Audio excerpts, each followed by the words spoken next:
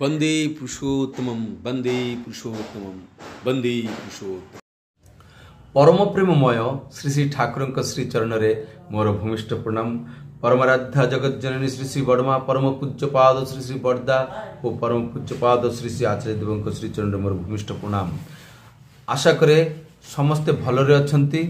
एवं भल रहे समस्त को मोर आंतरिक आनंद जय गुरु। आज जो विषय रे आलोचना करने जाऊँगी पाठ करने जाऊँगी से विषयटी होची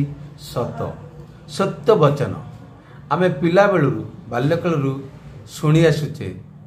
कही आसुचे सदा सत्य कथा कहिबे, किंतु सत्य कहवाटा कौन एते सहज? आमे माने जदि आमर निजर निजर जीवन रे झांकी की देखिबा झुंकी की देखिबा जे आमे माने दिन रे केतेटा सत्य कथा कहूँ, अधिकांश क्षेत्र में देखा जीवो जे आमे कोठी ना कोठी मिछ कहि दउछु, सत एड़े जाउछु। तो ये सत्य कहवा अति आवश्यक। एटा तो सत्य कथा, एटा तो वास्तव कथा, अंतिम सत्य कथा सत्य ही कहवा दरकार अछि। हेले सत्य कहबु किपरि? एई सत्य कहवा द्वारा निजर भी हो कि अन्यर हो कार मध्य अमंगल हो पारे, क्षति हो पारे, नष्ट अनिष्ट हो पारे। तो से सब क्षेत्र मध्य आमे कौन करचु ना एई मु जने भक्त लोक, मु जने साधु व्यक्ति, मु जने वैष्णव, मु जने धार्मिक, मु किपरि मिछ कथा कहबी एटा कौन कहि हबो? एमिति विभिन्न प्रकार द्वंद्व आम मान भितर सृष्टि हुए। तो कौन करी कि कर्तव्य विमूढ़ हो जाए। तो से विषय रे आमे आज परम प्रेममय श्री श्री ठाकुर कौन कहते, परम पूज्यपाद श्री श्री बड़दा किपरि ताको बुझाइछंती, आमे से सब किछु जानिबा। तो आज जो बाणीटी पाठ करबा से बाणीटी होची सत्य कुह किंतु संहार आण नाही। कौन? सत्य कुह सत्य बोलो किंतु संहार आण नाही। यही कथाटी जे पाठ होला पर श्री श्री पितृदेव कहउचंती सत्यं लोकहितं प्रोक्तम सत्यं लोकहितं प्रोक्तम शास्त्र रे अछि। आ संहार कथार अर्थ कौन? विनाश, प्रलय, ध्वंस। गोटे चोर चोरी कला जो कारण हो से चोरी कला धरा पड़ा, से तार पिला छुआ को निजर बंचिबा पाई चोरी करू कि जेकोसी कारण हो, चोर तो चोरी तो कर चोर विचार हैला पर से जेल खटिब ही खटिब एवं ताकू जरिमाना भी देवाक पड़िबो। जदि सत लोक साधु व्यक्ति जड़े जदि साक्षी दियंती जे ना से चोरी करी नाही तेबे से मुक्ति पाइब। जदि उपयुक्त साक्षी न मिले हेले ताकू जीवन सारा जेल खटिबा हेले एई जेल जदि से पळै गला तार परिणाम स्वरूप कौन मिलिबो? तांकर स्त्री पुत्र आदि से माने न खाई कि मरी भी पार। एमिति समय देखा पड़ो, बुझा पड़ो जे लोकटी जदि भल हुए आउ एबे ठारू जदि से ठीक भाव में चले केबे मध्य कौनसी अन्याय कार्य न करे, एमिति भूल न करे, परिवर्तन जदि से चाहे ता जीवन रे हेले आम माने सेठी कहि पारू कि नाई ये केबे हेले चोरी करूथला किंतु एबे आ चोरी करूनी, एमिति कहि कि तांकू बंचाई आनले कौनसी क्षति हुए नाही। पुणी देखा जाए जे जड़े व्यक्ति द्वारा जगतर कौनसी मंगल कार्य साधित हुए नाही, हेब नाही, परंतु अमंगल ही साधित हब, अमंगल ही करिवो, अमंगलजनक कार्य ही करिवो, जीवन रे उन्नति केबे मध्य करि पारिबो नाही। सही क्षेत्र रे प्रकृत सत्य जहा ताहा ही कहिबा एवं तार शास्ति विधान करिबा श्रेय।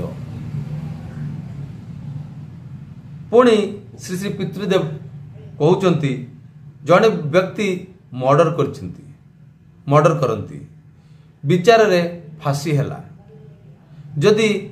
जड़े विशिष्ट व्यक्ति सद व्यक्ति जाइकी साक्षी दियंती हेले से मुक्ति पाई पारती। एबे कौन कले हब कौन करणीय सत्य कहले फांसी हब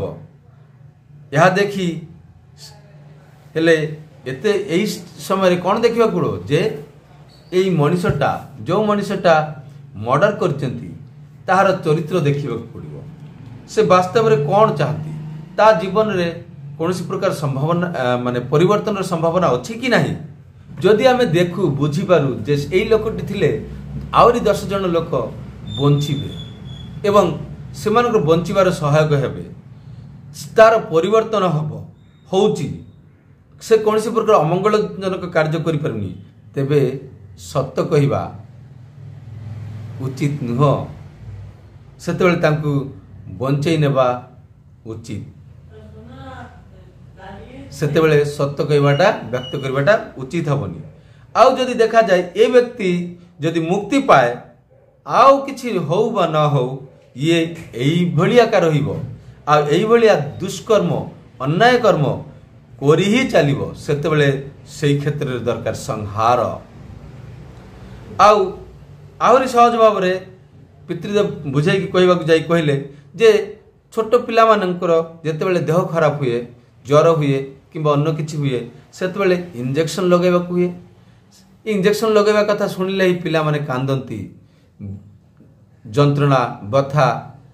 कथा भाविकरी सेतेबेले आमे कोन को नाइ नाइ किछि हेबनी टिके पिंपुडी भलिया काम पड़िबो आउ किछि हेबनी एमिति कहि थाउ काहे ना ए इंजेक्शन टी लगैले ही से मुक्ति पाइब रोगरु देह भल हो स्वस्थ हो सुंदर हम तार मंगल पाई आमे ए कथाटी कहि थाउ तेणु एमिति कथाटा कहले कि से बंचिबो नहले तार ए रोगर पड़ी मृत्यु भी हो पारे कौन सी निश्चयता नहीं। असल कथा है इष्ट और इष्ट प्रतिष्ठा इष्ट और इष्ट स्वार्थ प्रतिष्ठा करने को जाई कौन सी बाधा विपत्ति आसिले ताहाकू अग्राह्य करी आउ सेठी चतुरतार आश्रय नेबा को पड़े नेबा आवश्यक जो थे कि मंगल हुए इष्ट प्रतिष्ठा अर्थात मंगलर पाई आमे सेटा करूचु तेणु से इष्ट को खुशी करबा पाई मोर साधना रे पथरे सिद्धि लाभ करबा पाई कौशल प्रयोग कले किछि असुविधा हुए नहीं। शास्त्र रछि जोग कर्म सुकौशलम आम ओडिया रे गोटे कथा अछि मरिबी तो मरिबी कौशल करी कि मरिबी तो यही कथाटा जदि ये उपयोज्य नुह कथाटा मन पड़गला से कहूँ तो जोग कर्म सुकौशलम अर्थात आमे भक्त है कि जदि इष्ट काम करुचु एमिति कहबू किपरि यही कथाटा जदि आमे भावुचु आ जदि न जदि मंगल पाई जदि किछि असुविधाजनक माने जहा सत्य नुह से सब कर्मर यदि आश्रय नौचु हेले असुविधा हुए नहीं किंतु जदि यह आश्रय न नौचु आ जदि कहि दउछु मु साधु व्यक्ति काहे कि मिछ कहबी ए कहबी से कहबी हेले सेटा भंडामी बगुला भंडामी चरित्र एमिति धार्मिक हेबार लाभ कौन बरं तांकर खुशी पाई जेतेबेले जहा करिबा दरकार ताहा करिबा ही कर्तव्य ता बोली भूल रे मध्य निजर स्वार्थ परिपूर्ण अर्थ रे केबे हेले एमिति मिथ्यार प्रश्रय निय नाही असत्यर प्रश्रय निय नाही हेले किंतु सबु पंड हे जीवो साधुगिरी सबु नष्ट हे जीवो। ठीक अछि तो यही प्रसंग रे परम पूज्यपाद श्री श्री पितृदेव आउ गोटे गप कहले जे थरे जने साधु त्रिकोण रास्ता मुहाण रे अर्थात गोटे छकरे बसी नामधान करुले आउ ठीक सही समय गोटे व्याध गोटे घुषुरी को तीर लक्ष्य कर तीरबुद्ध कला जमिति तीरबुद्ध कले सेमिति घुषुरी दौड़ा आरंभ कले आ दौड़की दौड़ी दौड़ू से साधु जनक जो बसले ता सम्मुख देखी पलई गले व्याधटी आउ देखी पारे नहीं कुआड़े गला तेणु से दौड़ी जाकि से व्याध को पचार से साधु को पचारे जे एठू तीरबिद्ध होता घुषुरी को जीवाकू देखिले कि से व्याध से साधु जनक कहले जे चक्षु देखिपारे कही पारे नहीं कान शुणी पारे किंतु देखिपारे नहीं यही कथा शुणिला मात्रे से व्याधर एमिति बोधला जेमिति कि ये साधु व्यक्ति खामखियाली जहाँ मन को आसुची ताहा कहूची यार विकृत मस्तिष्क एमिति भाविकी से विरक्त होइकी से निजे ही से घुषुरी खोजिबा पाई आगे गले यही कथा शुणी अमिताभ दा कहते आज्ञा एबे बुझी पारली जे काहेकि स्थान काल पात्र अनुसारे कथा कहवाकू हुए सब करने पड़े कार्य करने पड़े आउ यहाँ सहित अर्थात तांको सहित अर्थात इष्टंक सहित जोगयुक्त थिले ही जेमिति कौन कहले ना जोग कर्म सुकौशलम सत्य लोक हितं प्रोक्तं तो यही जो कथाटी कहले जोगयुक्त होइबाटा हेले जोगयुक्त रहिले ही एमिति करिबाटा जोगयुक्त रहिले ही एमिति कौन करणीय आमर कौ क्षेत्र रे कौ समय रे कौन करणीय से कथाटा हो जाए एवं से कथाटा अनास रे अपना छाए निज भितर बाहरी पड़े आ एटा केतेबेले संभव हुए जेतेबेले आमे नाम जप मध्य देखी तांको सहित युक्त होइकि रहू श्री श्री पितृदेव सम्मति जणाई कहले हाँ जीवन रे चलिबार सहज उपाय होची यहा तेणु परम पूज्यपाद श्री श्री आचार्य देव कहती जे आमे जो कर्म भी करुचे जहाँ भी करुचे सब बेले तांको कहिकी करिबा ठाकुर मु एटा करुची ठाकुर मोर या करने की इच्छा होची ठाकुर मोर या खाइबा की इच्छा होची मते एठी जीवा की इच्छा होची आज या रोषे करुची काली जहाँ भी करुचु प्रतिटी कर्म भितरे तांको जदि आम मुंडर रखिबु आम मन भितर रखिबु हेले तांकर ध्यान ऑटोमेटिकली हो जाए एवं नाम जप परायण होई चलिले केतेबेले को जगह रे कौन करबा पड़िबो सत्य कहबी ना मिछ कहबी यही सब किछि से माने तांको सहित ट्यूनिंग होइकि रहिले से निश्चित भाव रे हमकु मैसेज दियंती आमे अनास रे सहज भाव ताहा करि पारू एवं कहि पारू तो मोर टॉपिक थिला केतेबेले कौन करणीय सत्य कहबी कि मिछ कहबी मिथ्यार आश्रय केतेबेले नेबी सत्यर आश्रय केतेबेले नेबी को कौशल रे आमे ए सत्य को प्रतिष्ठा करि परिबा ए सब कथा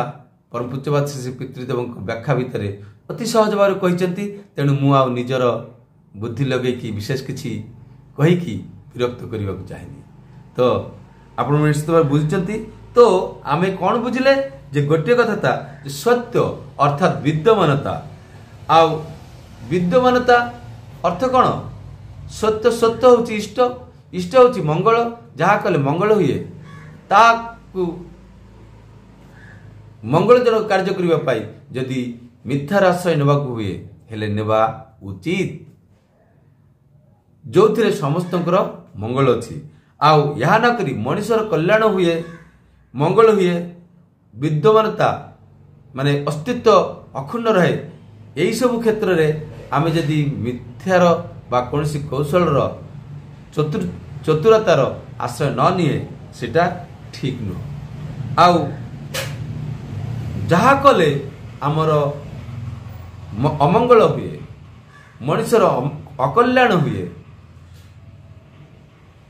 अमंगल हुए विद्यमानता को नष्ट हुए अस्तित्व रक्षा हमार पतित हुए से सब क्षेत्र रे